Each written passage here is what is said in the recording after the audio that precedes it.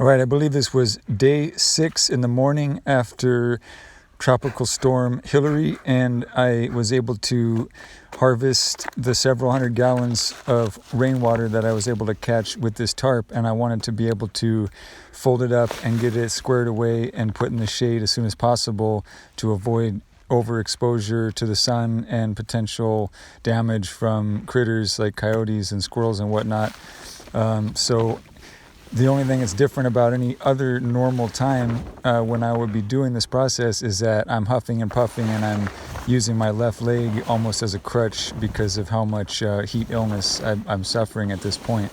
So it's very painstaking process. But the idea is that I'm unhooking the most high tension points with carabiners and the paracord anchored into these wood shafts buried in the sand.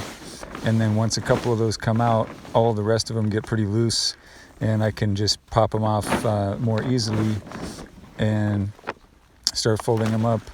And this is mainly a process showing how these various places, they get hung up and they get wrinkled in the folds. And so as I go along and I continue to do the origami and throw it back onto itself at different points, I'm meticulously checking and feeling and then smoothing out any of those jagged points, because that's just more acute angles for wear to occur. So the rounder I can make all of the folded points, obviously at the very corners there's not much you can do, but you see right there I'm at least on the inside trying to smooth that out a bit. So I just keep reiterating through the process and eventually get to a point where it becomes a little bit more unruly and I have to take more time and even reset it a couple of times. But yeah, first couple of folds, they're awkward, but they're not as difficult to adjust. And then once you get to the end, there's so many layers. Like right here, it's difficult to get this to all line up perfectly. And I would say this is one of my worst jobs at getting this tucked down to the smallest, most efficient packing as possible. And I would say it's due to the fact that I've got very limited energy and ability to do this. So I'm just gonna do the minimum to avoid unnecessary damage and let there be a little bit of imperfection there at these very ends. But these are the last couple of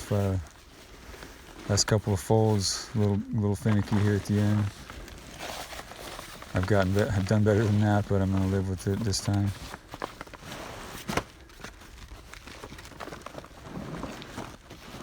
And then now it's becoming so thick, I gotta kind of punch at it, push it down a little bit to get it where I want, because missing the fold center point, you can end up throwing it off quite a bit. So this wasn't too bad, but it's not easy to reset it, and then you get all that wonkiness going on. So I've got to work with this a little bit more.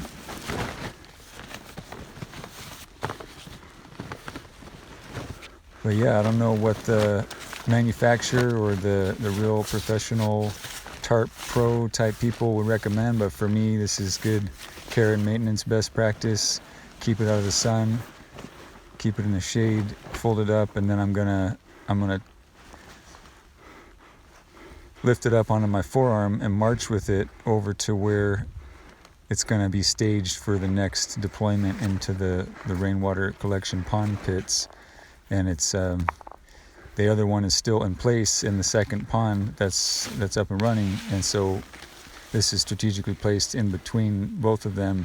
And then when that one's done and folded up, I'm going to stack it on top of this one, re-wrap it with this 6x9 canvas drop cloth, and then they'll chill there until the next rain event, and then they will be redeployed and hopefully will be in just as good a shape and will hopefully last at least a few years. And if I have to patch them at little pinhole breaks, then I will. But this has been, the best couple $100 for 2 of these tarps I ever spent. Now I'm gonna go back to my bamboo makeshift truck wheel cart and take a break and catch my breath.